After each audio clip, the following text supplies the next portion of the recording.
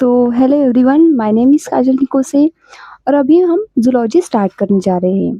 तो सबसे पहला लेक्चर अगर हम देखेंगे so that is structural organisation in animal, 11 का फर्स्ट चैप्टर।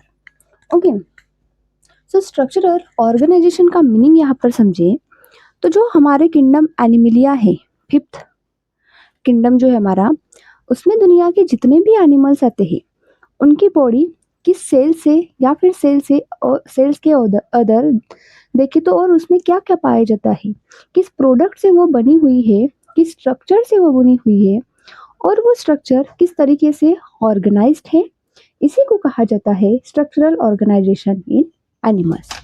ठीक है, अब हम स्ट्रक्चरल ऑर्गेनाइजेशन देख रहे हैं एनिमल्स में, तो सबसे पहले हमें ऑर्गेनिज्म के बारे में पता होना चाहिए। सो ऑर्गेनिज्म की बात करें so on the basis of number of cell, मतलब कि जब हम लिविंग चैप्टर पढ़ते हैं तो उसमें बताया गया है कि जो लिविंग हम उसी को कंसीडर करते हैं जिसके पास एक तो भी सेल प्रेजेंट हो। तो on the basis of number of cell organism को दो कैटेगरीज में डिवाइड किया गया है, unicellular organism and multicellular organism. तो यूनिसेलुलर मतलब कि जिनकी बॉडी सिर्फ और सिर्फ एक ही सेल से फॉर्म हुई हो, इसी को कहते हैं हम यूनिसेलुलर ऑर्गेनिज्म। एंड जिस भी ऑर्गेनिज्म की body more than one cell से अगर फॉर्म हुई हो that is called multicellular organism. ठीक है, अगर इसके एग्जांपल की बात करें तो दुनिया में जितने भी ऑर्गेनिज्म हैं उनको हमने 5 कैटेगरीज में डिवाइड किया है। ठीक है, तो जो फर्स्ट किंगडम है हमारा दैट इज मोनेरा, इसमें आते हैं बैक्टीरिया एंड बैक्टीरिया बने हुए हैं प्रोकैरियोटिक यूनिसेलुलर से, मतलब इनके बॉडी में सिर्फ और सिर्फ एक ही सेल है। ठीक है, सो बैक्टीरिया आ गए, बीजीए यानी कि ब्लू ग्रीन अल्गी, अभी एक्चुअल में कोई अल्गी नहीं है बल्कि एक बैक्टीरिया है जो कि यूनिसेलुलर है। देन सेकंड किंगडम है प्रोटिस्ट, तो प्रोटिस्टा में भी आते हैं unicellular eukaryotic organism and amoeba भी इस प्रोटिस्ट का ही एक पार्ट है। देन थर्ड किंगडम की बात करें तो दैट इज किंगडम फंजाई, उसमें मोस्टली मल्टीसेलुलर ऑर्गेनिज्म है लेकिन सब एक्सेप्शन भी है जैसे कि ईस्ट। तो ये सारे एग्जांपल हो जाते हैं हमारे यूनिसेलुलर ऑर्गेनिज्म के। मल्टीसेलुलर की बात करें सो मोस्ट फंजाई यहाँ पर आ जाएंगे और फंजाई के बाद जो दो किंगडम हमारे जैसे कि प्लांटी, जिसमें प्लांट्स, एनिमलिया में एनिमल्स जिनकी बॉडी बनी है मोर देन वन सेल से। अब जो यूनिसेलुलर ऑर्गेनिज्म है हमारे, इसी को कहते हैं हम इंडिपेंडेंट लिविंग। इंडिपेंडेंट लिविंग मतलब कि जो किसी पर डिपेंडेंट ना हो, अपने लाइफ के फंक्शन खुद ही परफॉर्म करते हो via the single cell only. तो जैसे कि रेस्पिरेशन हो गया, रिप्रोडक्शन है, डाइजेशन, एक्सक्रीशन, ये सब एक ही सेल से होते हैं, इसलिए हमने इसको इंडिपेंडेंट लिविंग कहा। लेकिन मल्टीसेलुलर ऑर्गेनिज्म में ऐसा कुछ नहीं है, यहाँ पर डिवीजन ऑफ लेबर है, मतलब कि कामों का बंटवारा। Different group of cell perform different function here, मतलब अलग अलग सेल अलग अलग फंक्शन परफॉर्म करते हैं, उसका जो फंक्शन है वो डिसाइडेड होता है, मतलब यहाँ पर डिवीजन हो चुका है लेबर का। अगर बात करें हम एग्जाम्पल के थ्रू समझे तो जो हाइड्रा है इनकी बॉडी बनी है थाउजेंड्स ऑफ सेल से। अब जो थाउजेंड्स ऑफ सेल है इसमें डिफरेंट ग्रुप ऑफ सेल ने डिफरेंट फंक्शन परफॉर्म किया। वही जो ह्यूमन बीइंग की बॉडी है वो बनी है बिलियंस ऑफ सेल से। अब जो बिलियंस ऑफ सेल है इसमें कुछ सेल जैसे कि न्यूरॉन है हमारे, वो स्टिमुलस ट्रांसफॉर्मेशन करते हैं, एल्वेओलाई है गैसेस एक्सचेंज करते हैं, नेफ्रॉन जो है एक्सक्रीशन का काम करते हैं। So here there is the division of labour हो चुका है। ठीक है, सो ये हो गए हमारे ऑर्गेनिज्म के बारे में। Then hierarchy of living organism, मतलब कि जो हमने अभी ऑर्गेनिजम्स देखे उनकी बॉडी सेल से अलावा और किस चीजों से फॉर्म हुई है, इसी को कहा जाता है हायरार्की ऑफ लिविंग ऑर्गेनिज्म। तो सबसे पहले देखा हमने सेल। सेल क्या है? It is the group of organelles, मतलब सेल के इनसाइड जो भी मटेरियल पाया जाता हो इसी को हम ऑर्गेनेल्स कहते हैं, जैसे कि माइटोकॉन्ड्रिया, न्यूक्लियस, एंडोप्लाज्मिक रेटिकुलम, ये सब हो गए। And cell is the basic unit of life, मतलब जिसके बिना हम लाइफ कंसिडर कर ही नहीं सकते, तो सेल इज मैंडेटरी। तो ऐसे एक सेल हमें दिखाई देती है जिसके सेंटर में न्यूक्लियस पाया गया है। ठीक है, अब ये जो सेल है आगे जाके मल्टीसेलुलर ऑर्गेनिज्म की बात करें सो मल्टीसेलुलर ऑर्गेनिज्म में ये ग्रुप बना लेती है और जो ग्रुप ऑफ सेल है इसी को कहा जाता है टिश्यू। सो एनसीईआरटी कहती है हमें जानकर हैरानी है कि अगर ह्यूमन की बॉडी बिलियंस ऑफ सेल से फॉर्म हुई लेकिन उनके बॉडी में टिश्यू अगर देखें तो सिर्फ और सिर्फ 4 ही टाइप्स के टिश्यू दिखाई देते हैं, जैसे कि इपिथेलियल टिश्यू हो गया, कनेक्टिव टिश्यू है, मस्कुलर एंड नर्वस टिश्यू। तो दुनिया के सारे ऑर्गेनिज्म में, एनिमल्स में हमें 4 ही टिश्यू दिखाई दे। अब ये जो टिश्यू है, 4 टिश्यू मिलकर एक ग्रुप बनाते हैं और टिश्यू के इसी ग्रुप को ऑर्गन कहा जाता है। सो ऑर्गन क्या है? It is the group of tissue. So यहाँ पर क्या हुआ, जब एक ऑर्गन बना तो उसमें टिश्यू थे, तो लेकिन टिश्यू ने क्या किया? Interact in different proportion to make an organ. एक ऑर्गन बनाने के लिए अलग अलग टिश्यू का अलग अलग कॉन्ट्रीब्यूशन था। जैसे कोई 50% है तो कोई 25%, तो कोई 10%, ऐसे इनका कॉन्ट्रीब्यूशन था। एग्जाम्पल के थ्रू समझे तो जो हमारा स्टमक है, यहाँ पर ब्लड वेस्कुलर सप्लाई है, मतलब कि कनेक्टिव टिश्यू है, लाइनिंग बनी हुई है, एपिथेलियल टिश्यू है, ब्रेन से सिग्नल आ रहा, नर्वस टिश्यू भी है। लेकिन सबसे एबंडेंट अगर बात करें तो यहाँ पर स्मूथ मसल ज्यादा पाई जाती है, इसीलिए यहाँ पर मस्कुलर टिश्यू एबंडेंट हो गया। वही ब्रेन में न्यूरॉन ज्यादा है तो नर्वस टिश्यू एबंडेंट है। हार्ट जो है 3 टाइप के टिश्यू तो है ही, लेकिन बात करें किससे ज्यादा से बना है ये, सो कार्डियक मसल जो कि स्पेशल टाइप की मसल है, इससे फॉर्म हुआ है, तो यहाँ पर मस्कुलर इन नेचर हो गया। So therefore it is called interact, tissue interact in different proportion to make an organ. ठीक है, ये बात हुई ऑर्गन की। अब जो ऑर्गन है एक ही फंक्शन को परफॉर्म करने के लिए एक ग्रुप बना लेते हैं ताकि वो जो फंक्शन है वो स्मूथली परफॉर्म हो सके। तो ऑर्गन, जब डिफरेंट ऑर्गन ने एक ग्रुप बना लिया, that is called organ system. So organ system क्या है? It is the group of organ. जैसे कि स्टमक है, माउथ से रेक्टम की तरफ जाए तो उसमें आता है स्टमक। तो माउथ है, oesophagus, stomach, small intestine, large intestine, rectum, ये सब क्या है? डाइजेस्टिव सिस्टम के पार्ट से। लंग्स बना लेता है रेस्पिरेटरी सिस्टम। ब्रेन ने फॉर्म किया नर्वस सिस्टम, जिसमें ब्रेन एंड स्पाइनल कॉर्ड आ गए। हार्ट में, हार्ट के साथ ब्लड वेसल जुड़ गई, ब्लड जुड़ गया, तो ये बन गया अपना सर्कुलेटरी सिस्टम।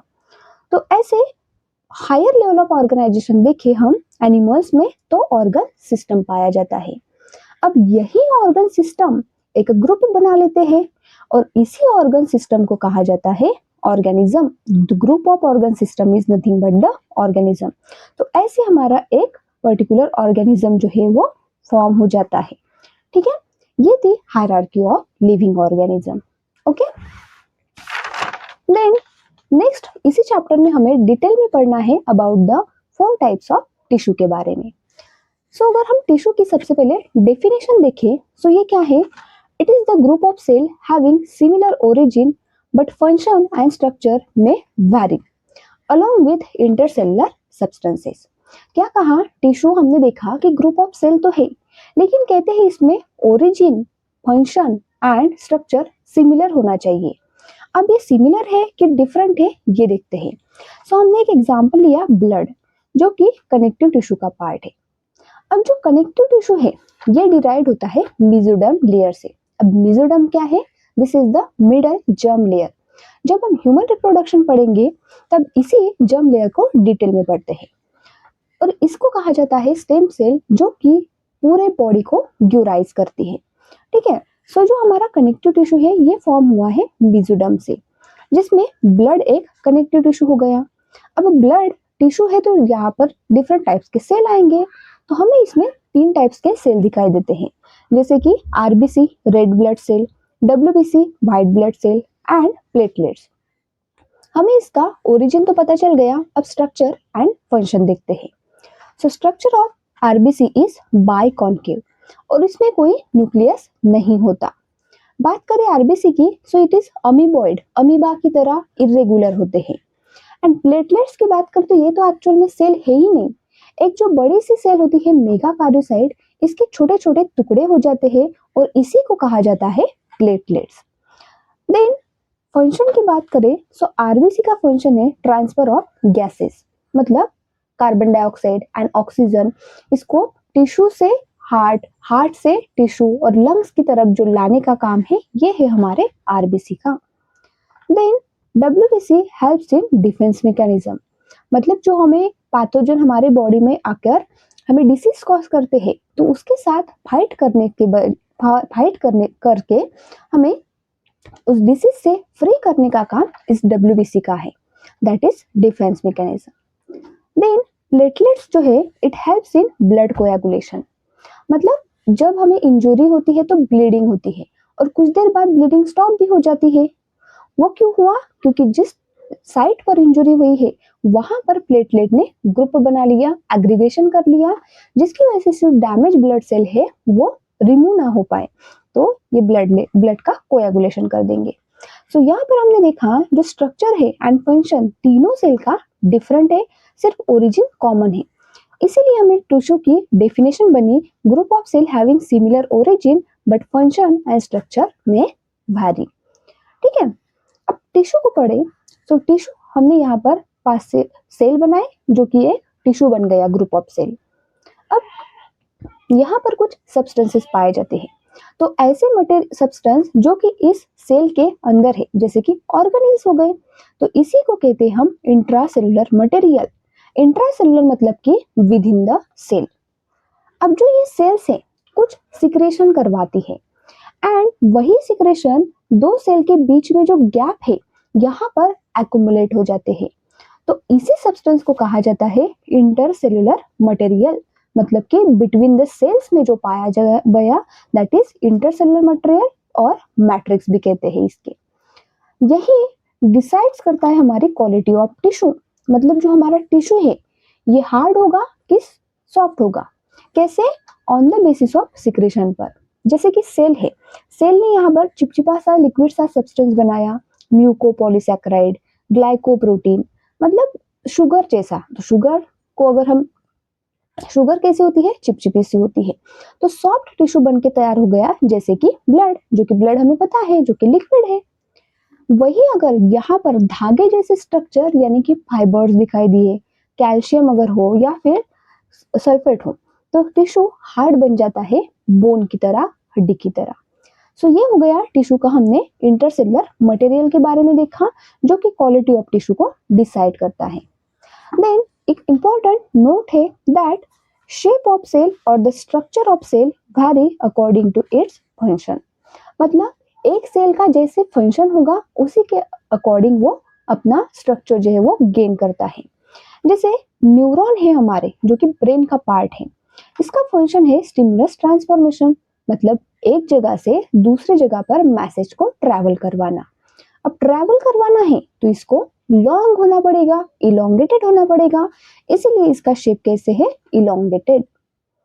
बात करें डब्ल्यूबीसी की, so it helps in defence mechanism, लेकिन ये तो ब्लड वेसल में है ना, तो जहां पर पैथोजन आया है वहां पर उसको जाना है उससे लड़ाई करने के लिए, तो डब्ल्यूबीसी जो है वो ब्लड वेसल से निकल जाता है और इसी प्रोसेस को कहा जाता है डायपेडिसिस।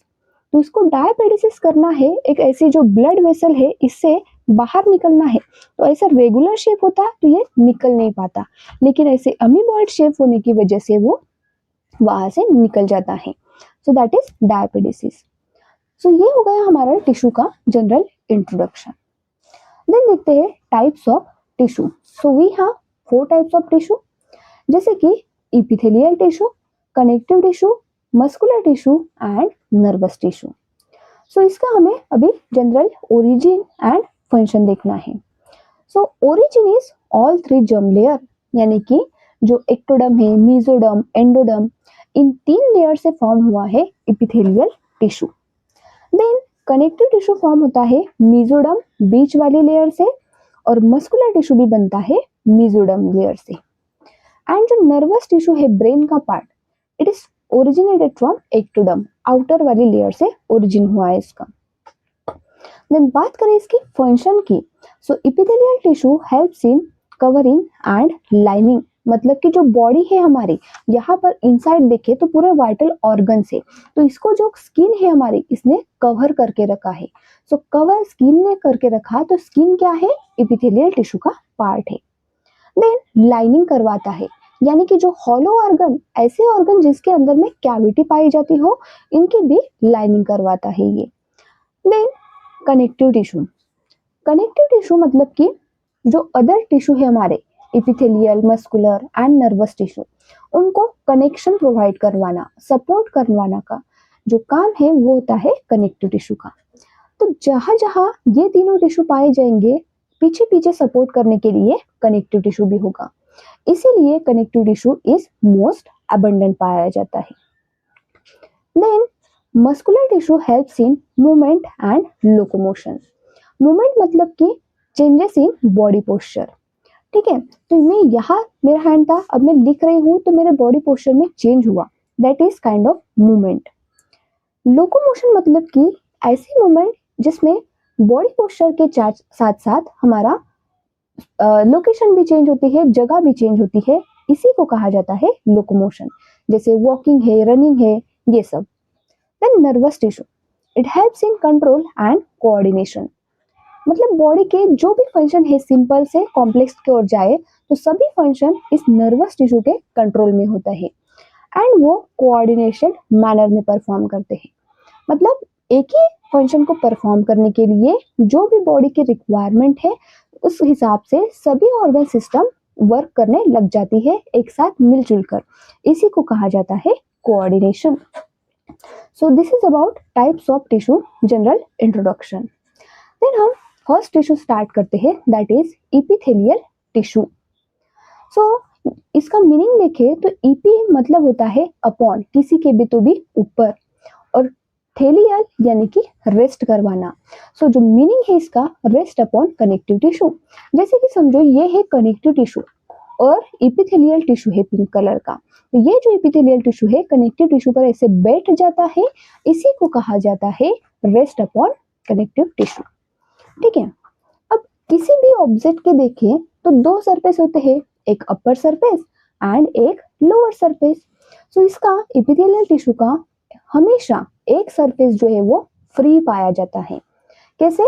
जैसे ये मेरा एक हाथ है, तो मैंने इस दूसरे हैंड पर रखा, सो जो मेरा इनर सरफेस है ये तो बॉडी इस सेकंड हैंड के कांटेक्ट में है, लेकिन जो आउटर सरफेस है ये तो फ्री है ना, ये डायरेक्टली एनवायरनमेंट के कांटेक्ट में है। तो सेम वैसे ही जब इस इपिथेलियल टिश्यू ने, ये पिंक वाला जो इपिथेलियल टिश्यू है, हमारे पूरे बॉडी को कवर करके रखा स्किन के थ्रू, तो इसने कवरिंग बनाई, तो ये इसका इनर वाला पार्ट तो बॉडी के कांटेक्ट में है, लेकिन जो आउटर पार्ट है it is always in contact with the environment के हिसाब से है, तो ये हमेशा फ्री रहेगा आउटर पार्ट। वही जब इपिथेलियल टिश्यू ने लाइनिंग बनाई हॉलो ऑर्गन की, जैसे हमारा स्टमक हो गया, ब्लड वेसल है, तो यहाँ पर फूड आया, खाना आया, वाटर आया, ब्लड वेसल में ब्लड है। सो जब इसका आउटर सरफेस इस ब्लड वेसल के स्टमक के कांटेक्ट में है, लेकिन जो इनर सरफेस है ये तो फ्री है ना, ये डायरेक्टली किसके कांटेक्ट में है, बॉडी फ्लूइड के या फूड के। सो कहा जाता है कि जो हमेशा इसका एक सरफेस फ्री है वो आइदर एनवायरनमेंट के कांटेक्ट में रहेगा या फिर बॉडी फ्लूइड और फूड के कांटेक्ट में होता है। ठीक है, देन पैकेजिंग, मतलब जो सेल्स है वो कैसे पैक्ड है, टाइटली पैक्ड है या फिर लूजली पैक्ड है। तो सेल होते हैं tightly packed with little intercellular space. Intercellular मतलब कि ये वाली बिटवीन द सेल, सो इनके बीच में थोड़ी बहुत स्पेस पाई गई है, that is little intercellular space.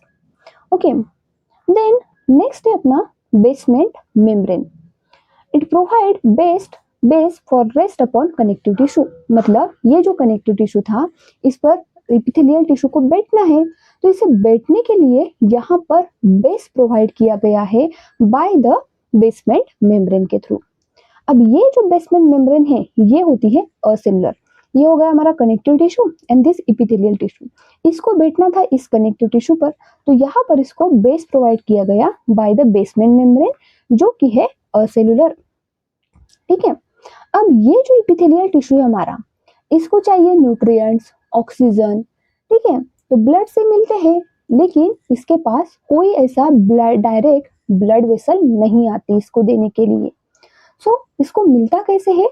So blood का कांटेक्ट होता है कनेक्टिव टिश्यू से, एंड फर्दर इसी कनेक्टिव टिश्यू से high concentration to low concentration जो भी इस इपिथेलियल टिश्यू को चाहिए, जैसे कि ऑक्सीजन है, न्यूट्रिएंट है, डिफ्यूज हो जाता है।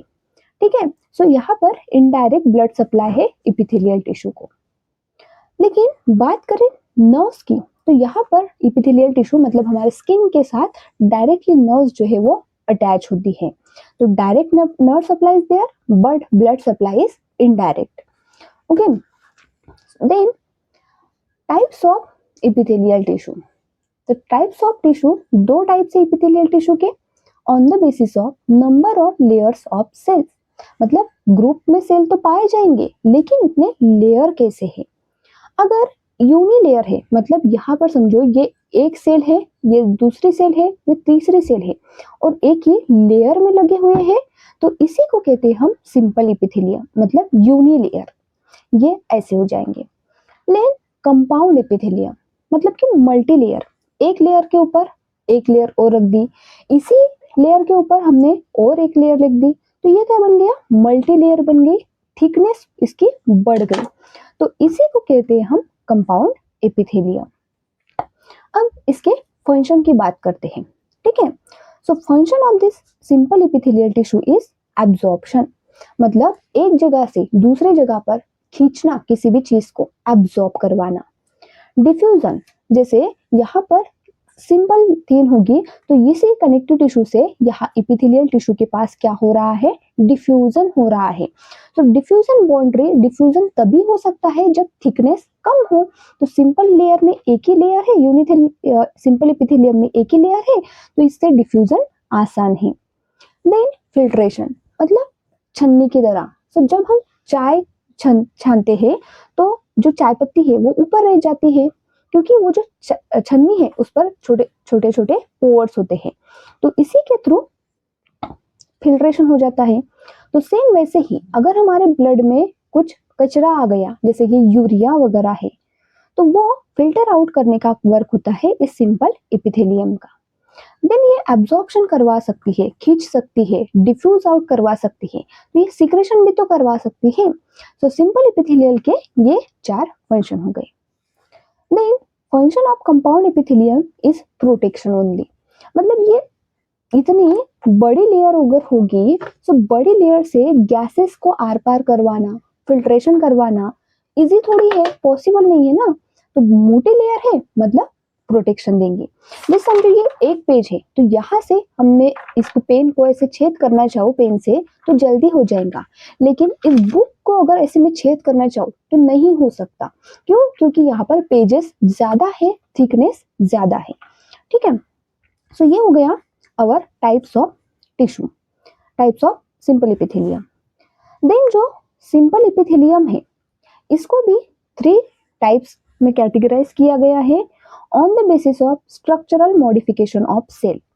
यूनिलेयर तो है ही, लेकिन जो सेल है ये किस, मतलब इसका शेप क्या है, जैसे कि थीन लेयर है बहुत ही, उसका सरफेस एरिया कैसा है, क्यूब लाइक है या फिर बड़े सेल है, तो इसके हिसाब से इसके 3 सिंपल एपिथेलियम के 3 टाइप्स है, जैसे कि squamous epithelium, cuboidal epithelium and columnar epithelium. Squamous में अगर हम देखें तो यहाँ कैसे ये जो सेल है इसका सरफेस एरिया ज्यादा है और थिकनेस है कम, जैसे कि टाइल्स की तरह। क्यूबॉइडल मतलब कि क्या हो जाएगा, क्यूब लाइक सेल, एंड कोलुमिनार मतलब ऐसे बड़े से कॉलम लाइक सेल, खंबे लाइक सेल, इसी को कहते हैं कोलुमिनार एपिथेलियम। तो सबसे पहले देखते हैं हमारा स्क्वाइमस एपिथेलियम। सो जो स्क्वाइमस एपिथेलियम है it is form by single thin layer of flatten cell and flatten nucleus with irregular boundaries. यहाँ पर देखो तो ये जो सेल है इसका सरफेस एरिया ज्यादा है, थिकनेस कम है, मतलब फ्लैट हो चुकी है। अब सेल फ्लैट है तो इसका ये जो न्यूक्लियस है ये भी फ्लैट बन गया। देन इरेगुलर बाउंड्रीज है यहाँ पर। इरेगुलर बाउंड्रीज क्यों है? क्योंकि हमने देखा यहाँ पर पैकेजिंग होती है टाइटली। तो बात समझे, ये 2 सेल है, इनको आपस में टाइटली पैक करवाना है, तो बाउंड्री इसकी इरेगुलर होनी चाहिए। लेकिन अगर ये रेगुलर होती तो आपस में टकराती और ये लूजली पैक हो जाती। तो टाइटली पैक करवाना है इसलिए बाउंड्री इसकी इरेगुलर होती है। ठीक है, सो ये स्क्वाइमस एपिथेलियम के बारे में हो गया। Then it is found in, मतलब इसके एग्जांपल देखिए। सो फर्स्ट है wall of blood vessel. So जो हमारी ब्लड वेसल है इसकी इनर की लाइनिंग फॉर्म करवाता है, इसी को कहा जाता है एंडोथेलियल, मतलब इनर की lining. Then air sacs of lungs, जैसे कि एल्वेओलाई, तो यहाँ पर भी इनर की लाइनिंग बनाई। इन दोनों में इसका फंक्शन देखिए, सो दैट इज डिफ्यूजन, मतलब high concentration to low concentration movement करवाना। जैसे यहाँ पर ऑक्सीजन अबंडेंट होता है तो इसी से इस ब्लड वेसल में ऑक्सीजन लोड हो जाएगा। इसमें कार्बन डाइऑक्साइड कम है और ब्लड वेसल में, ब्लड में कार्बन डाइऑक्साइड ज्यादा है, तो यह इसका कार्बन डाइऑक्साइड डिफ्यूज होके एल्वेओलाई में आ जाएगा। देन थर्ड है glomerulus and Bowman's capsule of nephron. Nephron जो कि स्ट्रक्चरल एंड फंक्शनल यूनिट है हमारे किडनी का, ठीक है। सो यहाँ पर फिल्ट्रेशन करवाना है, मतलब जो ब्लड है यहाँ पर यूरिया है, ज्यादा प्रोटॉन हो चुके हैं, हाइड्रोजन ज्यादा है, तो इन सबको हमें रिमूव आउट करना है, मतलब ब्लड को फिल्ट्रेट करवाना है। सो ये जो फर्स्ट पार्ट है tuft of capillary, right, it is glomerulus. And then ये जो पोर्शन है दैट इज बोमन्स कैप्सूल, जो कि डबल वॉल कप शेप का होता है। तो इससे ब्लड का फिल्ट्रेशन हो रहा, जिसकी वजह से यहाँ से जो चीजें हैं फिल्ट्रेट वो मूव करके इस ट्यूबुलर पार्ट में आ रही है। सो यहाँ पर हो गया हमारा स्क्वाइमस एपिथेलियम। द नेक्स्ट है सिंपल क्यूबॉइडल एपिथेलियम। तो क्यूबॉइडल मतलब कि it is compose of single layer of cube like cell. ऐसे सिंगल लेयर है और क्यूब लाइक सेल है, और यहाँ इस क्यूब लाइक सेल में सेंटर में पाया जाता है nucleus. So this is called simple cuboidal epithelium. Then इसके दो एग्जांपल लर्न करने हैं। जैसे first is small ducts of gland. अब ग्लैंड क्या होते हैं? ऐसे ऑर्गन जो सम सिक्रेशन करवाते हो, ठीक है। सो यहाँ पर क्या हुआ, ये हमारी एक ग्लैंड है pancreas, okay. So this is our pancreas. तो पैनक्रिया पैनक्रियाटिक जूस बनाती है डाइजेशन के लिए। सो ये जो बड़ी सी ट्यूब दिख रही है इसको हमने कहा लार्ज डक्ट, एंड जो छोटे पतले पाइप दिख रहे हैं this is called small duct. तो स्मॉल डक्ट है, इतना सा पोर्शन है, तो इसको कवर अप करने के लिए एक सेल से काम हो जाएगा। लेकिन जो बड़ी सी पाइप है तो इसको कवर करने के लिए, रैप करने के लिए हमें ज्यादा नंबर ऑफ लेयर्स के सेल की जरूरत है। इसीलिए जो स्मॉल डक्ट है यहाँ पर क्यूबॉइडल एपिथेलियम पाया जाता है, एंड जो लार्ज डक्ट है यहाँ कंपाउंड एपिथेलियम प्रेजेंट होता है। सो इसका फंक्शन अगर देखें सो दैट इज सिक्रेशन, मतलब ये जो हमारी इंटेस्टाइन है दिस इज अवर इंटेस्टाइन, ठीक है। तो पैनक्रिया ने कुछ बनाया और यहाँ पर इसको लोड करवाना है, तो सिक्रेशन करवाया इसने, आसपास के इलाकों में भेज दिया अपना सिक्रेशन, तो इसके लिए ये पाइप लगी होती है। Then second is tubular part of nephron. अभी अभी नेफ्रॉन देखा जहां पर ब्लड का फिल्ट्रेशन होने के लिए क्या थी, स्क्वाइमस एपिथेलियम थी। अब फिल्ट्रेशन तो हो गया, चीजें यहाँ पर आ गई।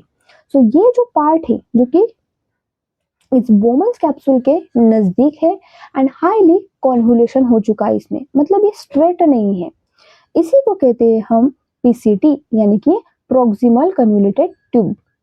और ऐसी ट्यूब जो कि इस बोमन कैप्सूल से दूर है this is called distal convoluted tube. Then एक लूप लाइक स्ट्रक्चर आता है, this is called loop of Henle, and जो स्ट्रेट ट्यूब है दिस इज कलेक्टिंग डक्ट। अब यहाँ पर पाए जाते हैं cube like cell, cuboidal, simple cuboidal epithelium. So जो पीसीटी में, इन पीसीटी में जो क्यूबॉइडल सेल है वो मॉडिफाइड होके ब्रश बॉर्डर बन जाते हैं, यानी कि ये जो एक सेल है यहाँ पर छोटे छोटे ऐसे फोल्डिंग्स आ गए, इसी को कहते हैं हम माइक्रो विलाय। विलाय यानी कि फोल्डिंग, माइक्रो यानी कि छोटे छोटे, जिसने सरफेस एरिया बढ़ाया। अब समझो ये इतना जब पोर्शन था तो ये छोटा सा था, लेकिन ये स्प्रिंग लाइक दिख रहा है, और स्प्रिंग को अगर हम खींचे तो उसके वजह से इसका सरफेस एरिया बढ़ जाता है, तो जिसकी वजह से एब्जॉर्प्शन ज्यादा होगा। यानी कि यहाँ जो फिल्ट्रेट आ रहा है जिसमें अच्छी चीजें हैं उसको ब्लड में लोड करवाने के लिए, एब्जॉर्प्शन ज्यादा करने के लिए ऐसा मॉडिफिकेशन दिखा गया। अब ये जो है हमें टूथब्रश की तरह दिख रहा है जहां पर छोटे छोटे ब्रिस्टल्स होते हैं, इसी को कहा जाता है ब्रश बॉर्डर एपिथेलियम। इसका function is for the absorption के लिए। ये हो गया अपना second simple cuboidal epithelium. Then third one is simple columnar epithelium. Simple columnar यानी कि कॉलम लाइक टॉल सेल है, बड़े से सेल है, लेकिन स्लेंडर मतलब पतले होते हैं। और इनका जो बेस है, यहाँ बेस पर ऐसे पाया जाता है न्यूक्लियस, इसी को कहते हैं हम बेसल न्यूक्लाई। सो लंबे खंबे जैसे सेल एंड पतले जो सेल है, this is called simple columnar epithelium. ये हमें दो जगह पर मिलते हैं, फर्स्टली स्टमक है एंड सेकंड इंटेस्टाइन। सो हुआ क्या, जो ये वाला पोर्शन है अपना stomach and this is intestine which is the part of digestive system. अब डाइजेशन करवानी है तो जो स्टमक है सीक्रेट करता है HCl विच डाइजेस्ट प्रोटीन। प्रोटीन को इसने ब्रेक डाउन किया, लेकिन डैमेज कर दिया स्टमक की लाइनिंग को। ये जो वॉल है स्टमक की वो छिल गई। इसकी वजह से हमें एसिड जब बढ़ता है तो एसिडिटी हो जाती है। तो स्टमक को रिपेयर करवानी है स्टमक की लाइनिंग, तो कैसे कराएंगे? ये जो कॉलम लाइक सेल है यहाँ पर, ये हो जाते हैं मॉडिफाइड एंड बन जाते हैं ग्लैंडुलर। सो ग्लैंडुलर के बारे में मैंने बताया दैट ग्लैंडुलर ऐसा ऑर्गन होता है जो कि सिक्रेशन करवाता है। सो इसने प्रोड्यूस किया, सिक्रेट किया म्यूकस जो रिपेयर करेगा स्टमक की लाइनिंग को। तो स्टमक की लाइनिंग जो छिल गई थी उसको रिपेयर करने के लिए कोलुमिनार एपिथेलियम मॉडिफाइड होके ग्लैंडुलर बन गए, म्यूकस प्रोड्यूस किया और उसको रिपेयर करवाया। ओके, देन सेकंड है इंटेस्टाइन। अब इंटेस्टाइन की बात करें सो कोई भी एनिमल्स हो उसमें सबसे ज्यादा डाइजेशन इंटेस्टाइन में ही होती है। अब डाइजेशन हुआ है तो एब्जॉर्प्शन भी तो वहीं पर होगा। तो एब्जॉर्प्शन को इंक्रीज कराने के लिए यहाँ जो कोलुमिनार एपिथेलियल से उसके भी जो फ्री सरफेस है यहाँ पर ऐसे छोटे छोटे फोल्डिंग्स आ जाते हैं जिसको हम सरफेस माइक्रोविलाई कहते हैं। इसकी वजह से सरफेस एरिया बढ़ गया और सरफेस एरिया बढ़ने की वजह से एब्जॉर्प्शन जो है फूड का वो भी इंक्रीज हो जाएगा। सो ये था अपना first part that is simple epithelial tissue. Then second one is compound epithelium. ठीक है, कंपाउंड एपिथेलियम की बात करें so it is limited role in secretion and absorption. क्योंकि ये मोटी लेयर है, थिकनेस उसकी ज्यादा है, तो सिक्रेशन एब्जॉर्प्शन कैसे करवाएगी? लेकिन इसका मेन रोल होता है protection against mechanical and chemical stresses.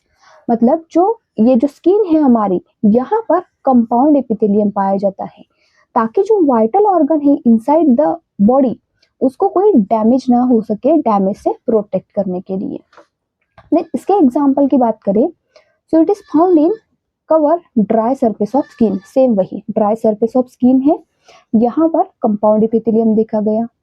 Then transitional epithelium of urinary bladder. So जो हमारा ये यूरिनरी ब्लैडर है जहाँ पर यूरिन स्टोर होती है, तो स्टोर होती अब धीरे धीरे इतना था पहले बैग, तो थोड़ी थोड़ी देर यूरिन यहाँ पर स्टोर हो रही। अब जब स्टोर ज्यादा हो जाएंगे तो ये फुल जाएंगी बैग। तो ट्रांजिशनल का मीनिंग है stretchable. So in response to the storage ये स्ट्रेच हो जाता है। Then moist surface of buccal cavity. So जो माउथ है, माउथ का खाना ओपन होता है बकल कैविटी में और बकल कैविटी से खाना जाता है अपने फारिंग्स में। सो दोनों जगह पर पाया जाता है दिस कंपाउंड एपिथेलियम।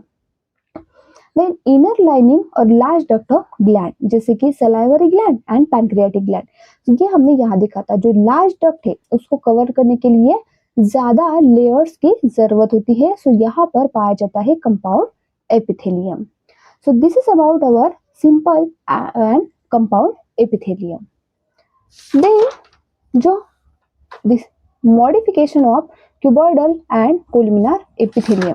सो ये जो अपना क्यूबॉइडल एंड कोलुमिनार एपिथेलियम है, यहाँ पर कुछ मॉडिफिकेशन हुआ है। कौन सा मॉडिफिकेशन हुआ है देखते हैं अभी। तो स्क्वाइमस में मॉडिफिकेशन नहीं हुआ। क्यों नहीं हुआ? क्योंकि वो पहले से इतनी पतली लेयर है, उसमें क्या मॉडिफिकेशन हो सकता था? तो यहाँ पर मॉडिफिकेशन हुआ है क्यूबॉइडल एंड कोलुमिनार एपिथेलियम में। दो तरीके का मॉडिफिकेशन है, first is ciliated and second one is glandular. Ciliated, cilia मतलब कि हेयर लाइक स्ट्रक्चर। तो जो हमारी स्किन है यहाँ पर हेयर्स है, तो ऐसे ही स्ट्रक्चर जो ऐसे ही hair like structure free surface पर पाए जाते हैं, इसी को कहा जाता है सिलिया। जैसे कि पैरामीशियम, जिसके बॉडी पर हेयर लाइक स्ट्रक्चर है, दैट इज सिलिया, जो हेल्प करवाते हैं movement of particle in a specific direction में। तो सेम वैसे ही अगर hair like outgrowth cuboidal cell पर देखी गई, तो उसे कहते हैं हम सिलिएटेड क्यूबॉइडल एपिथेलियम। एंड अगर वो कॉलम लाइक सेल पर है, तो सिलिएटेड कोलुमिनार एपिथेलियम। सो दो टाइप के यहाँ पर मॉडिफिकेशन हो गई। इसका function is helps in movement of particle in a specific direction, मतलब यूनि डायरेक्शन में, बाय डायरेक्शन में नहीं कराते, एक ही डायरेक्शन में करवाएंगे। ये कहाँ पर प्रेजेंट होते हैं? That is inner surface of hollow organ. Hollow organ देखा था, हॉलो ऑर्गन में हमारे cuboidal and cuboidal and columnar epithelium है। सो जो ब्रोंक्यूल्स, जो कि रेस्पिरेटरी सिस्टम का पार्ट है, सो ये जो पार्ट है हमारा, दैट इज ट्रकिया। सो यहाँ पर क्या हुआ, ट्रकिया को विंड पाइप कहते हैं, जहाँ एयर आती है एनवायरमेंट से। देन जो ट्रकिया है ये दो हिस्सों में डिवाइड हो गया, तो इसी को हम कहते हैं bronchiole. This is bronchioles. So ये जो बड़ा सा डक्ट है, बड़ा पाइप जो है, that is primary bronchiole. And ये जो छोटा पतला पाइप है, ये वाला, this is called small bronchioles. So large bronchioles same वैसे ही। So the modification of cuboidal and columnar epithelium में हम देख रहे थे ग्लैंडुलर एपिथेलियम। ग्लैंड्स क्या होते हैं? ऐसे ऑर्गन जो वेरियस सब्सटेंसेस को सिक्रेट करवाते हैं, उसे हम ग्लैंड्स कहते हैं। तो on the basis of number of cells in glands, मतलब जो ग्लैंड्स है, टिश्यू से ही ग्लैंड बने, लेकिन कितने सेल टिश्यू के मॉडिफाई होकर ग्लैंडुलर बने, इसके अकॉर्डिंग इसके दो टाइप से, unicellular glandular and multicellular glandular. Unicellular glandular मतलब कि जो एक टिश्यू है हमारा, इसमें के सिर्फ और सिर्फ एक ही सेल क्या हो गया, ग्लैंडुलर बन गया। सो यहाँ पर ओनली वन सेल, और यहाँ अगर हम देखें मल्टी यानी कि many, so more than one cell becomes glandular. एक से ज़्यादा सेल ग्लैंडुलर बन जाए, so that is called multicellular glandular. Unicellular में एग्जाम्पल है goblet cell of alimentary canal. So जो हमने देखा था स्टमक में म्यूकस सिक्रेट करवा के लाइनिंग को रिपेयर करवा रहा था, that comes under unicellular glandular. And multicellular glandular में है पैनक्रिया एंड सलाइवरी ग्लैंड, जो कि pancreatic juice and saliva secrete करवाते हैं। Okay, so this is all about our modification of cuboidal and columnar epithelium. Then अपना next topic है glands के बारे में। तो ग्लैंड्स क्या होते हैं? Organ that secreted various substances. तो इन्होंने बनाया, लेकिन अपने पास नहीं रहते, टारगेट ऑर्गन के पास पहुंचाते हैं। तो वो कैसे पहुंचा रहे हैं अपने टारगेट ऑर्गन के पास, इसी के अकॉर्डिंग इसके वैसे तो दो टाइप से हमने थर्ड देख लिया। तो ये एक मेरा ग्लैंड है और इसका टारगेट ऑर्गन जहाँ तक ये सिक्रेशन पहुंचाएगा। तो ये जो ग्लैंड है एंड टारगेट ऑर्गन है, एक पाइप से जुड़े हुए हैं, और वही पाइप इस टारगेट ऑर्गन का सिक्रेशन पहुंचा रहा है। तो ऐसा पाइप जो कि जुड़ा हुआ है दिस ऑर्गन से, इसे ही कहा जाता है डक्ट। एंड ऐसे ग्लैंड जिसके पास ये जो पाइप यानी कि डक्ट प्रेजेंट है, that is called exocrine gland. Then secondly अगर हम देखें, तो जो हमारा एक ग्लैंड है एंड टारगेट ऑर्गन, इस तक सिक्रेशन पहुंचा नहीं, लेकिन इसके पास ऐसा कोई पाइप जुड़ा नहीं है, मतलब डक्ट लेस है। तो ऐसे ग्लैंड जिसके पास कोई डक्ट नहीं होता, that is called endocrine gland. अब ये कैसे लेके जाएंगे फिर? सो ये लोड कर देते हैं अपने सिक्रेशन ब्लड वेसल में। अब ब्लड तो फ्लूइड है, हमेशा बहता रहेगा। तो जब ये इसके टारगेट ऑर्गन के पास पहुंच जाएगा, तो उसमें से कैपिलरीज से जो हार्मोन से जो केमिकल है वो डिफ्यूज्ड आउट होकर टारगेट ऑर्गन के पास पहुंच जाते हैं। The next one is heterocrine. Hetero मतलब होता है डिफरेंट। सो यहाँ पर बोथ एक्सोक्राइन एंड एंडोक्राइन दिखाई देते हैं। दोनों भी मतलब ग्लैंड भी पाया जाएगा एंड ग्लैंड नहीं भी होगा, ऐसा part. So example here is pancreas. Pancreas exocrine है, मतलब सेल्स ऑफ एसिनाई एंजाइम बना के डक्ट के थ्रू भेजते हैं।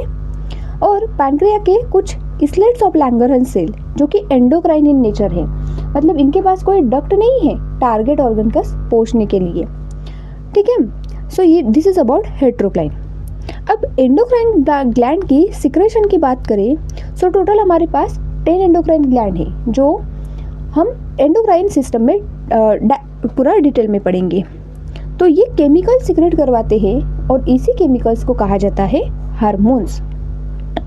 बट जो हमारे एक्सोक्राइन ग्लैंड है ये वेरियस सब्सटेंसेस सिक्रेट करवाते हैं और इनका अलग अलग नाम है। जैसे हमारे स्किन में पाए जाते हैं 2 टाइप्स के gland, sweat gland and sebaceous gland. तो जो पसीना है that is sweat and oil हो गया, एक्सोक्राइन पार्ट का सिक्रेशन है।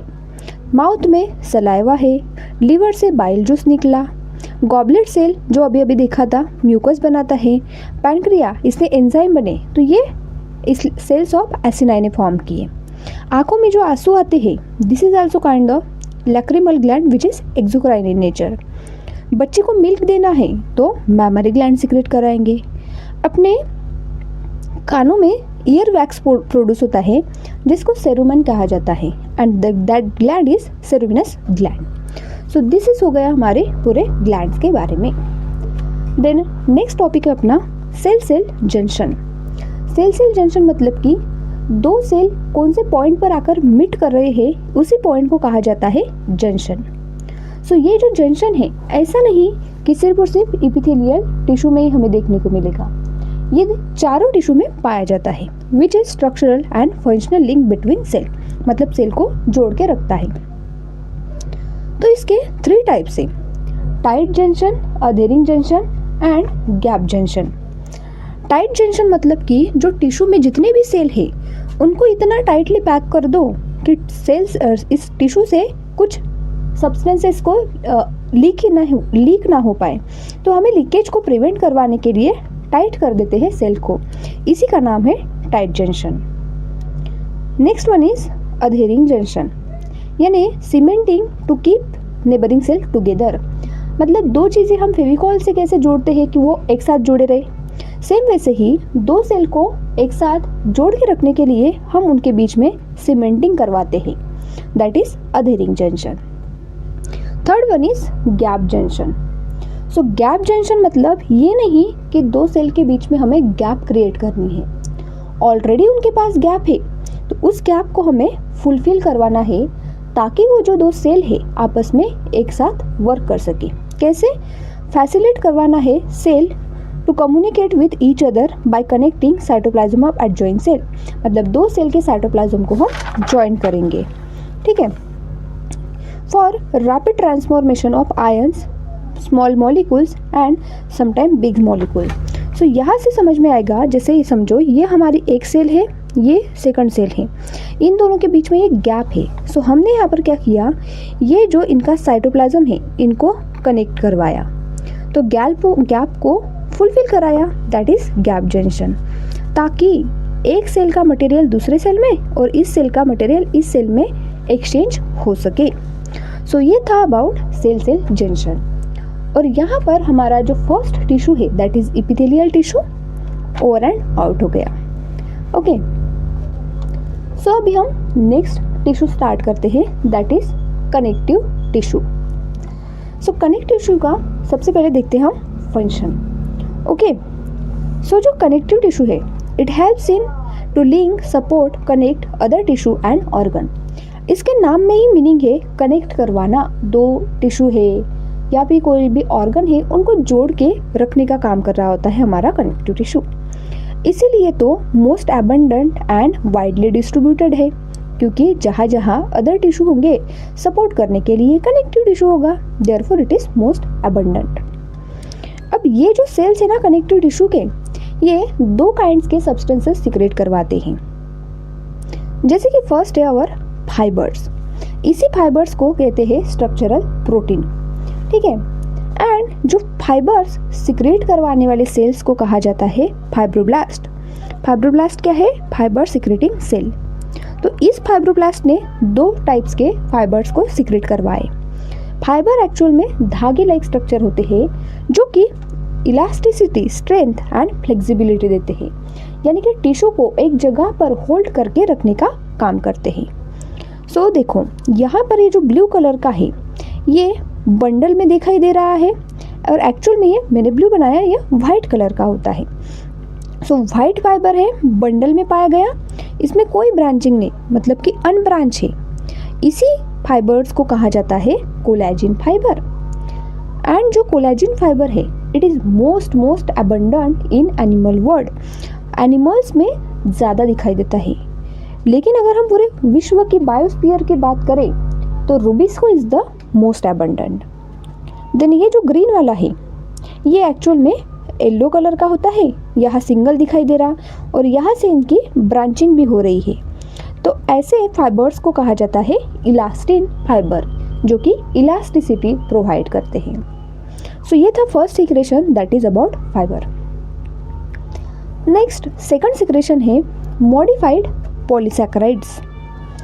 तो हमने देखा था कि टिश्यू के बारे में, तो जो सेल्स इंटरसेलुलर ग्राउंड सब्सटेंस में एक्मुलेट हो जाते हैं, सो सेम यही है। ग्लाइकोप्रोटीन है, mucopolysaccharide which get accumulate between the cell, और इसी को कहा जाता है ग्राउंड सब्सटेंस, जो डिसाइड्स करते हैं quality of tissue, whether the tissue is liquid like मतलब सॉफ्ट है ब्लड की तरह, या फिर हार्ड हो जाएगा हमारे बोन की तरह। सो कनेक्टिव टिश्यू के ये कुछ सिक्रेशन थे। देन नेक्स्ट टॉपिक है अपना types of connective tissue. Okay, types of connective tissue. So types of connective tissue है based on fibres and ground substance. मतलब ये जो दो हमने सिक्रेशन देखे, फाइबर्स देखा, ये फाइबर्स भी कहाँ पर प्रेजेंट होते हैं, मैट्रिक्स में, और मैट्रिक्स में ये सब्सटेंसेस भी होते हैं। तो इसी के अकॉर्डिंग कनेक्टिव टिश्यू के 3 टाइप्स थे, loose connective tissue, dense connective tissue and specialised connective tissue. So loose connective tissue में, लूज कनेक्टिव टिश्यू का मीनिंग है कि यहाँ पर जो फाइबर्स है लूजली पैक होंगे, मतलब फाइबर्स का नंबर कम और लूजली पैक है, एंड सेमी फ्लूइड मैट्रिक्स यहाँ पर ज़्यादा पाया जाएगा। तो इसी टिश्यू को कहा जाता है लूज कनेक्टिव टिश्यू। इसके फर्दर 2 एग्जाम्पल के बारे में हमें स्टडी करना है, areolar tissue and adipose tissue. Then next tissue है डेंस कनेक्टिव टिश्यू। डेंस मतलब इसमें डेंसिटी ज़्यादा होगी, क्यों? क्योंकि यहाँ पर फाइबर्स ज़्यादा है। फाइबर्स यहाँ पर कैसे होंगे, कॉम्पैक्टली पैक्ड होंगे, टाइटली पैक होंगे, डेंसिटी ज़्यादा, देयरफॉर डेंस कनेक्टिव टिश्यू। तो ये जो फाइबर्स है डेंसिटी तो ज़्यादा है लेकिन लगे भी रेगुलर पैटर्न में है, तो regular dense connective tissue. Randomly distributed है तो irregular dense connective tissue. Then third one is specialised connective tissue, क्योंकि इसमें कुछ स्पेशलिटी दिखाई देती है इसीलिए इसका नाम पड़ा स्पेशलाइज्ड कनेक्टिव टिश्यू। सो ये भी 2 टाइप्स के हैं, स्केलेटल एंड फ्लूइड। स्केलेटल मतलब हमारी बोन से रिलेटेड, हड्डियाँ उसके रिलेटेड, तो यहाँ पर आते हैं bone and cartilage, bone and cartilage. Then fluid में पाया जाता है ब्लड एंड लिम्ब। अब हमने यहाँ पर देखा एडिपोज, तो ये जो एडिपोज है यही हमारे स्पेशलाइज्ड कनेक्टिव टिश्यू का भी पार्ट है। क्यों है ये भी हम देखेंगे अभी।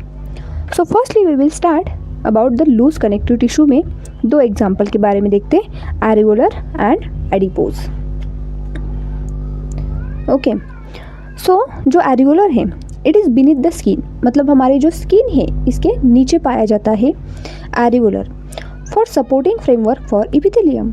हमने अभी अभी देखा कि जो इपिथेलियल टिश्यू है कनेक्टिव टिश्यू पर रेस्ट करता है, तो उसी को सपोर्ट करने के लिए एरियोलर टिश्यू पाया जाता है बीनीथ द स्किन। ठीक है, अब टिश्यू है तो इसमें अलग अलग टाइप्स के सेल्स भी होंगे। तो सबसे पहले हम फाइबर्स देखते हैं, क्योंकि फाइबर्स के हिसाब से ही तो ये लूज बना ना, क्योंकि फाइबर्स यहाँ पर कम है। तो सेम फाइबर सिक्रेटिंग वाले सेल फाइब्रोब्लास्ट है, बंडल में पाए जाने वाले कोलेजिन है, सिंगल अनब्रांच जो है दैट इज इलास्टिन, और एक अलग भी फाइबर पाया जाता है जो कि जाली यानी कि नेटवर्क बनाता है, इसे ही कहते हैं हम रेटिकुलेट फाइबर। और ये देन अलग टाइप के सेल्स भी है, जैसे यहाँ पर एडिपोज सेल पाए जाते हैं, एडिपोसाइट कहते हैं इसे, जो कि फैट को स्टोर करेंगे। Then this is macrophage, it is the part of immune system जो कि फैगोसाइटोसिस करेंगे। मतलब हमारे जो बॉडी के सबसे अबंडेंट सिस्टम है इम्यून सिस्टम, जो हमें डिसीज से बचाती है, तो यहाँ पर मैक्रोफेज पाए जाते हैं। फैगोसाइटोसिस यानी कि जो फॉरेन पार्टिकल्स है इसको एंगल्फ करते हैं ये। अब यही बन गया हमारे एरियोलर टिश्यू का part for the phagocytosis. Then यहाँ से हमने देखा था कि कनेक्टिव टिश्यू में डायरेक्ट ब्लड सप्लाई है और इसी से एपिथेलियल टिश्यू में न्यूट्रिएंट डिफ्यूज आउट होते हैं, तो ब्लड वेसल भी पाया गया। ओके, देन ये जो ब्लड वेसल है हमारी ब्लड में, हम देखेंगे कि एक बेसोफिल नाम की सेल होती है। यही अगर इस एरियोलर टिश्यू का पार्ट बन जाए तो इसका नाम पड़ जाता है मास्ट सेल, जो कि 3 सब्सटेंसेस को बनाती है, जैसे हिस्टामिन जो कि ब्लड हिस्टामिन है, एंड हिपारिन और सीरोटोनिन, 3 चीज़ें इसने फॉर्म कर दी। प्लाज्मा सेल भी पाया जाता है यहाँ पर टू फॉर्म एंटीबॉडी। मतलब जो मैक्रोफेज है इसने फैगोसाइटोसिस तो की, लेकिन हो सकता है कि कुछ रह गए, तो उनके अगेंस्ट एंटीबॉडी बनाने का काम होता है इस प्लाज्मा सेल का। इओसिनोफिल ये भी ब्लड सेल ही है, WBC, जिसका हेडफोन शेप न्यूक्लियस है। सो ये हो गया हमारा एरियोलर टिश्यू के बारे में। Then next one is adipose tissue. So जो हमारा एडिपोज टिश्यू है ये भी पाया जाता है बीनीथ द स्किन, स्किन के नीचे। ये भी देखा गया, ये भी देखा गया, लेकिन इसका फंक्शन डिफरेंट है। कैसे? It store excessive nutrient in the form of fat which are not use immediately. मतलब हमने खाना खाया लेकिन हमें उसकी एनर्जी की अभी ज़रूरत नहीं है, रिक्वायरमेंट नहीं है, तो एटीपी बनाकर हम हीट के फॉर्म में उसको लॉस क्यों कर दें? तो उस न्यूट्रिएंट को हम स्टोर करके रखते हैं फैट के फॉर्म में। तो ऐसे सेल जो इस फैट को स्टोर करके रखेंगे दैट इज कॉल्ड एडिपोसाइट। और यही एडिपोसाइट एक ग्रुप बना लेते हैं, सो फॉर्म हो जाता है हमारा एडिपोज टिश्यू। इसकी खास बात देखिए तो ये हो गई हमारी एडिपोसाइट। ओके, ये देखो, ये जो आउटर वाली पार्ट है दिस इज एडिपोसाइट। तो इसने क्या किया, इसके अंदर में फैट को स्टोर करके रखा। तो ये जो है this is fat storing area, ये भी फैट स्टोरिंग एरिया। सेल की बात करें तो न्यूक्लियस सेंटर में पाया जाता है, लेकिन यहाँ पर सेंटर में है फैट स्टोरेज एरिया और यहाँ पर बाउंड्री पर पाया गया है न्यूक्लियस। न्यूक्लियस कोने में है और यहाँ पर मैट्रिक्स से ज़्यादा एंड फाइबर से कम। इसीलिए इसमें स्पेशलिटी हो गई कि फैट स्टोरिंग एरिया बीच में है, न्यूक्लियस कोने में है, इसीलिए ये हमारा पार्ट बन गया स्पेशलाइज्ड कनेक्टिव टिश्यू का। And it acts as a insulation layer. क्योंकि ये हीट लॉस को प्रिवेंट करवा रही है तो इंसुलेशन यानी कि थर्मल लेयर की तरह वर्क करती है। So this is all about the loose connective tissue. Then next tissue है अपना dense connective tissue. Okay, dense यानी कि जिसमें डेंसिटी ज़्यादा हो, फाइबर्स ज़्यादा और लगे भी रेगुलर पैटर्न में हो, तो इसे ही कहते हैं हम रेगुलर डेंस कनेक्टिव टिश्यू। यहाँ पर देखो collagen fibre present in rows between many parallel bundles of fibre. ये देखो कोलेजन फाइबर जो है पैरेलली पाए गए हैं यहाँ पर रेगुलर पैटर्न में। इसके 2 एग्जाम्पल है tendon and ligament. Tendon attach skeletal muscle to bone, ये हमारा बोन हो गया and this is skeletal muscle. तो ऐसी मसल जो कि बोन के साथ अटैच हो इसे ही कहते हैं स्केलेटल मसल। और उसको जोड़ना है तो जोड़ने के लिए फेविकॉल चाहिए, तो यहाँ पर फेविकॉल इज टेंडन ने इसको जोड़ के रखा है। The next one ligament, it attach one bone to another. ये हमारे 2 बोन हैं, इनको भी जोड़ना है, तो इनको जोड़ने के लिए भी तो फेविकॉल चाहिए। So here it is ligament, यानी मसल को बोन के साथ जोड़ने के लिए टेंडन आता है और 2 बोन को एक साथ जोड़ने के लिए लिगामेंट चाहिए होती है। Okay, this is about regular dense connective tissue. Then irregular, यहाँ पर फाइबर्स जो है वो कैसे होंगे, इरेगुलर यानी कि रैंडमली डिस्ट्रीब्यूटेड होंगे, आड़ा तेरा ऊपर नीचे ऐसे होंगे। So here example is skin. तो हमने देखा एरियोलर, एडिपोज, इरेगुलर सभी स्किन में है, लेकिन इसका प्रॉपर सीक्वेंस है। जैसे एडिपोज सबसे नीचे पाई जाती है, सबसे नीचे, क्योंकि इसको फैट स्टोर करना है। उसके बाद में आता है एरियोलर। ये यहाँ पर ब्लड वेसल दिखाई गई है जहाँ से डिफ्यूज़न होगा और डायरेक्ट ब्लड सप्लाई दिखाया गया, this is areolar. Then this is जहाँ पर रैंडमली डिस्ट्रीब्यूटेड है अपने fibres, this is irregular dense connective tissue. और यहाँ पर है बेसमेंट मेम्ब्रेन, जो कि इस एपिथेलियल टिश्यू को बेस प्रोवाइड करेंगे बैठने के लिए। और सबसे ऊपर वाली जो है दैट इज एपिथेलियम, इस पर पाए जाते हैं हमारे हेयर्स। ठीक है, सो ये था अपना dense connective tissue. Then next one that is specialise connective tissue का स्केलेटल टिश्यू के बारे में देखते हैं। ओके, क्या हुआ, इसमें दो टाइप्स आते हैं इसमें भी, कार्टिलेज एंड बोन। तो ऐसा कार्टिलेज जो कि इस कार्टिलेज टिश्यू जो है इसके कार्टिलेज बनाने वाले सेल्स को कहा जाता है कॉन्ड्रोसाइट। तो इनको सेल को कहा गया कॉन्ड्रोसाइट। देन ऐसे सेल जो कि बोन टिश्यू बनाएंगे इसे ही कहते हैं ऑस्टियोसाइट। ओके, देन मैट्रिक्स की बात करें, मैट्रिक्स यानी सेम दो सेल के बीच में क्या पाया गया, तो यहाँ पर होता है कोलेजिन फाइबर है। दोनों में एक बात तो कॉमन है कि कोलेजिन फाइबर है, साथ में डिफरेंसेस भी है कुछ, जैसे कार्टिलेज में है कॉन्ड्रोटिन सल्फेज, कार्टिलेज कॉन्ड्रोटिन सल्फेज इजी है फॉर याद रखने के लिए। हाइलुरोनिक एसिड भी होता है एनिमल सीमेंट की तरह, मतलब एनिमल सीमेंट को जोड़ने का काम करता है ये। वही अपना जो बोन है यहाँ पर होता है कोलेजिन फाइबर के साथ साथ calcium phosphate and calcium carbonate. So हुआ क्या, डिफरेंट चीज़ें हैं, इसलिए इसका मैट्रिक्स कैसे बना, सॉलिड मतलब हार्ड बट प्लाएबल यानी कि मूवेबल है। सो जो हमारी मूवमेंट होती है हाथ की, ये देखो मेरी मूवमेंट हो रही है, सो यहाँ पर बोन तो नहीं हिल रहे, लेकिन यहाँ पर कार्टिलेज है जिसकी वजह से मैं हाथ हिला रही हूँ। बोन सॉलिड है, हार्ड है, लेकिन नॉन प्लाएबल, मतलब इसमें हमें कभी भी मूवमेंट शो नहीं होती। सो इसके हमने सेल के बारे में देखे, सो क्या दिखाई दिया, कार्टिलेज सेल जो है 1 से 4 नंबर में पाए जाते हैं, जहाँ पर एक सेल है, 2, 3 ऐसे सेल जो है वो नंबर में पाए जाते हैं। लेकिन यहाँ ऐसा नहीं है, यहाँ सिर्फ एक ही सेल पाया जाएगा। अब देखो ये जो ग्रीन वाला पार्ट है, ये जो ग्रीन पार्ट है दैट इज कोलेजिन फाइबर, तो ये दो सेल के बीच में आ रहा है, सेल के बीच में आ रहा है, मतलब ये सब क्या हुआ, मैट्रिक्स का पार्ट बन गया। यहाँ पर कैल्शियम है, यहाँ पर कोलेजिन फाइबर होगा, कोलेजिन फाइबर के साथ कॉन्ड्रोटिन सल्फेट है, ये सब होता है।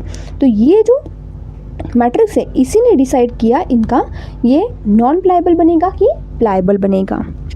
अब ये जो सेल्स है हमारे कॉन्ड्रोसाइट है और साथ ही में ये जो ऑस्टियोसाइट है, इनके सराउंडिंग हमें कुछ स्पेस दिखाई दे रही है। तो इनके सराउंडिंग को स्पेस को कहा जाता है lacunae, the space surrounding the cell that is lacunae. यहाँ पर देखिए तो जो कॉन्ड्रोसाइट है it is randomly distributed, proper sequence नहीं है। लेकिन जो हमारा बोन है यहाँ पर देखें तो जो ऑस्टियोसाइट है, बोन सेल प्रॉपर एक लेयर पर लगे हुए हैं, ये ब्लैक वाली लेयर पर लगे हैं। तो इस लेयर को कहा जाता है lamellae, it is the layer on which bone cell present. तो ऐसी लेयर जहाँ पर सेल प्रेजेंट है लैमेली, और दो सेल के सराउंडिंग में जो स्पेस है दैट इज लैकुनी। सो क्या हुआ, कार्टिलेज और बोन में क्या डिफरेंस है, तो जो लैकुनी है दोनों जगह पर है, लेकिन जो लैमिनी है सिर्फ और सिर्फ हमारे बोन में पाई जाती है। अब इसका देखते हैं हम कार्टिलेज के बारे में कुछ लोकेशन। ओके, सो देखो most cartilage in vertebrate embryo are converted to bone in adult. मतलब जब हम एम्ब्रियोनिक स्टेज में थे तो हमारे पास बहुत सारे कार्टिलेज थे, लेकिन जैसे हम एडल्ट बने तो एडल्ट एज में कार्टिलेज जो है वो बोन में कन्वर्ट हो जाते हैं। जैसे इसकी लोकेशन देखें, सो टिप ऑफ नोज, हम नाक को नोज़ के टिप को देखो तो उसमें मूवमेंट पॉसिबल है क्योंकि वहाँ पर कार्टिलेज है। एक्सटर्नल ईयर जॉइंट, मतलब जो अपना पिन्ना है इसकी भी तो मूवमेंट होती है। Between adjacent bones of vertebral column, dorsally place जो वर्टिब्रल कॉलम है अपना, ठीक है, सो इसके वजह से हम मूव करते हैं, आगे पीछे ऊपर नीचे देखते हैं ना, so this is due to the cartilage. और हमारे हैंड्स में भी है, लिम्स में भी है, ये देखो this is movement possible due to the cartilage. Then next one is bones के बारे में देखिए। So bones remains bones always, मतलब बोन्स हमेशा बोन ही रहते, कार्टिलेज की तरह नहीं कि बोन में कन्वर्ट हो जाएंगे, ठीक है, ये तो बोन है, बोन ही रहेंगे। इसके फंक्शन की बात करें, so it provide structural framework to body, मतलब अगर हम हमारे अंदर बॉडी में देखें इनर की ओर, तो कुछ नहीं, हड्डियों का ढांचा है, 206 बोन है। इसी बोन में हमने वाइटल ऑर्गन को रखा है, तो इसने क्या किया, हमारे बॉडी का स्ट्रक्चरल फ्रेम फॉर्म किया। It support and protect software tissue and organ, क्यों, क्योंकि फ्रेम करके हमने वहाँ पर रखा है ना, तो उसको सपोर्ट करने का, प्रोटेक्शन करने का काम है। देन हम जब खड़े होते हैं तो हमारा बॉडी का पूरा जो वेट है वो हमारे पैरों पर आ जाता है। सो पैरों पर ये वेट आया तो जो लॉन्ग बोन है हमारे पैरों के, जैसे कि femur which is the largest bone, तो इसने बियर किया है, तो ये भी इसका फंक्शन हो गया। Interact with skeletal muscle, yes, तभी तो मूवमेंट पॉसिबल है मसल की कॉन्ट्रैक्शन से। यहाँ देखो तो जो बोन है स्केलेटल मसल इसके साथ जुड़ी हुई है, मतलब बोन इस मसल के कॉन्टैक्ट में आए। देन जो हमारा ये बोन है, बोन के इनसाइड कैविटी पाई जाती है, इसी का नाम है बोन मैरो। यहाँ पर हमारे ब्लड सेल्स फॉर्म होते हैं, जैसे आरबीसी हो गया, डब्ल्यूबीसी, प्लेटलेट्स, ये सारे सेल बोन के इनसाइड यानी कि बोन मैरो में फॉर्म होते हैं। So this is all about our connective tissue. Okay, अब कनेक्टिव टिश्यू का हमारा फ्लूइड पार्ट बचा है, जैसे कि blood and lymph. So blood and lymph क्या है, तो हमने ये स्पेशलाइज्ड में देखा, क्यों देखा, ये स्पेशलाइज्ड क्यों था, एडिपोज साइड क्यों थे स्पेशलाइज्ड, क्योंकि यहाँ पर फैट सेंटर में था, कोने में न्यूक्लियस था। स्केलेटल टिश्यू बोन में और कार्टिलेज क्यों है स्पेशल, क्योंकि इनके सेल के सराउंडिंग स्पेस है, लेयर पर पाए गए। कोलेजन फाइबर के अलावा और भी मटेरियल है मैट्रिक्स में, जिनकी वजह से सॉलिड प्लाएबल, सॉलिड नॉन प्लाएबल बन चुके हैं, ठीक है। अब ब्लड भी और लिम्फ भी हमारा स्पेशलाइज्ड कनेक्टिव टिश्यू का पार्ट है, क्यों है, क्योंकि इसमें फाइबर लेस है, जो हमने ये देखे थे, यहाँ पर देखो फाइबर्स है, फाइबर्स हियर आल्सो फाइबर, सब जगह पर फाइबर है, लेकिन ब्लड में फाइबर नहीं है। क्यों नहीं है, क्योंकि फाइबर का काम है टिश्यू को एक जगह पे रोक के रखना। अगर ब्लड तो फ्लूइड है, सर्कुलेट होता रहता है, तभी तो हम जिंदा है, क्योंकि हमें उससे न्यूट्रिएंट, गैसेस, ये सब मिल रहा। अगर ब्लड एक ही जगह पर होता तो हमें चीज़ें नहीं मिलती, हम जिंदा नहीं होते, तो हम ब्लड में फाइबर्स को अफोर्ड कर ही नहीं सकते। सो जब ये फॉर्म हुआ, इसने फाइबर को लूज कर दिया, फाइबर लेस है, इसीलिए ये स्पेशलाइज्ड कनेक्टिव टिश्यू का पार्ट बन गए, help in transport of various substance. So blood में दो कंपोनेंट है, इसका प्लाज्मा जो कि लिक्विड फॉर्म करता, लिक्विड पार्ट बनाता है, एंड फॉर्म एलिमेंट्स मतलब ब्लड सेल। इसमें 3 टाइप्स रहते हैं, आरबीसी, डब्ल्यूबीसी एंड प्लेटलेट्स। तो ये जो ब्लड है ये हम डिटेल में करेंगे in body fluids and circulation में। सो यहाँ पर हमारे दो टिश्यू हो गए, epithelial and connective tissue. Next third one है अपना muscle. Muscle tissue active role in movement and locomotion, यानी सेम, देखो ये मेरा हाथ हिल रहा, मेरे बॉडी पोस्चर में चेंज हो रहा, ये क्या है, मूवमेंट है। अब मैं यहाँ से यहाँ जा रही हूँ, मतलब मेरी प्लेस भी चेंज हो रही, सो ये मेरी लोकोमोशन है। मसल कैसे बनते हैं, तो मसल बनते हैं each muscle long cylindrical fibre arrange in parallel arrange, मतलब एक ऐसी मसल होती है और मसल के इनसाइड पाए जाते हैं मसल बंडल होते हैं, एंड इसी मसल बंडल से निकलते हैं फाइबर्स, मतलब मोटे मोटे पाइप फाइबर से फिर निकलते हैं, फाइबर से निकले फाइब्रिल, और फाइब्रिल से निकलते हैं छोटे धागे जैसे structure, that is filament. Okay, अब जो अपना मसल फाइबर है इसके 2 खास बातें हैं, जैसे यहाँ पर कोई रिस्पॉन्स आया ब्रेन से तो ये कॉन्ट्रैक्ट हो जाता, कॉन्ट्रैक्ट का मीनिंग है शॉर्टन, जैसे पहले ये ऐसे था, ठीक है, इसके पास ब्रेन से कोई स्टिमुलस आया, ये शॉर्ट हो गया, और जब ये शॉर्ट हुआ तो क्या हो गया, कॉन्ट्रैक्शन हुआ और हमारी मूवमेंट पॉसिबल हुई। लेकिन जब ये अपना ऐसा है और यहाँ पर कोई स्टिमुलस नहीं आया तो हमेशा ये रिलैक्स हो जाएगा, लेंथ इसकी बढ़ जाएंगी और हमें तब कोई मूवमेंट नहीं दिखाई देती है। सो ये अपना मसल टिश्यू के बारे में इंट्रोडक्शन हो गया, इसको हम with the help of diagram करेंगे इन मूवमेंट एंड लोकोमोशन में। Then types of muscle. So अपने पास 3 टाइप्स की मसल है based upon their location, appearance and nature of regulation.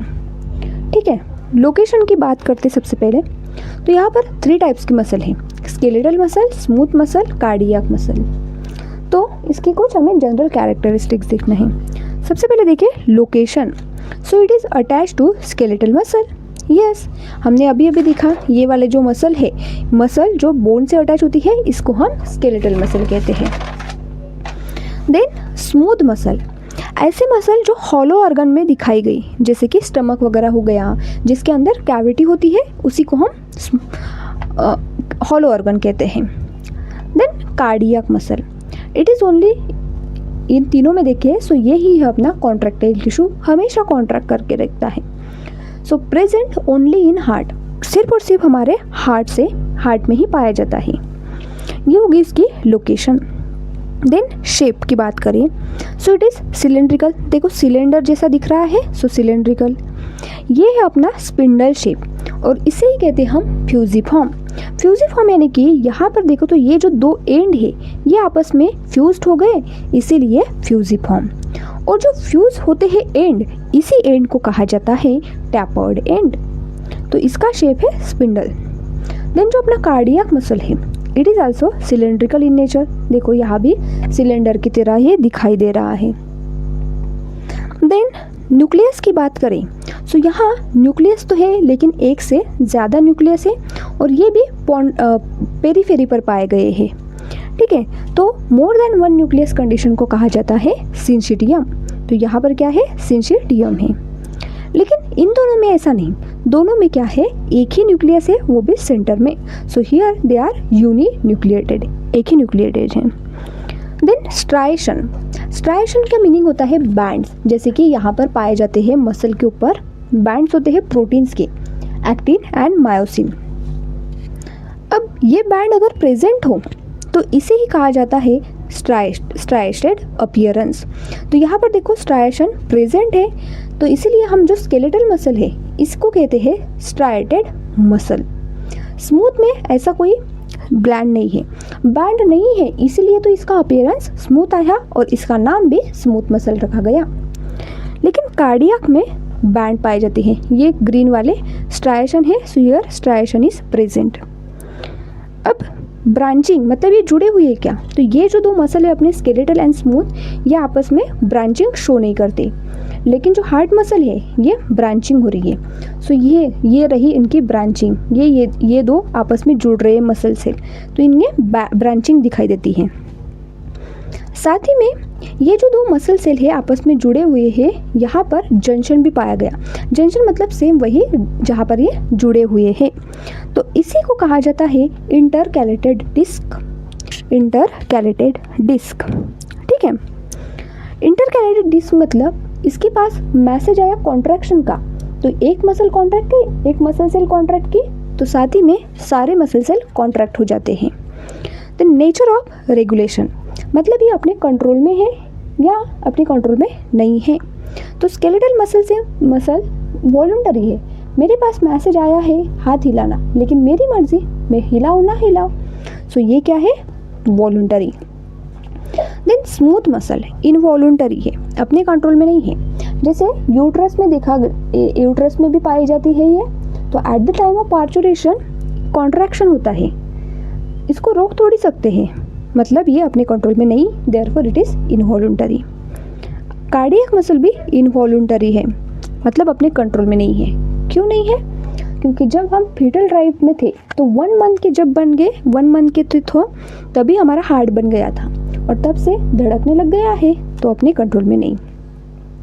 यहाँ पर दोनों जगह पाए जाते हैं सेल जंक्शन, जो इनको जोड़ के रखने का काम करते हैं और वर्क करते हैं as a single unit. Single unit मतलब एक के पास मैसेज आया है कॉन्ट्रैक्ट करने का, तो सारे मसल सेल एक साथ कॉन्ट्रैक्ट करेंगे। ओके, द नेक्स्ट है एग्जाम्पल।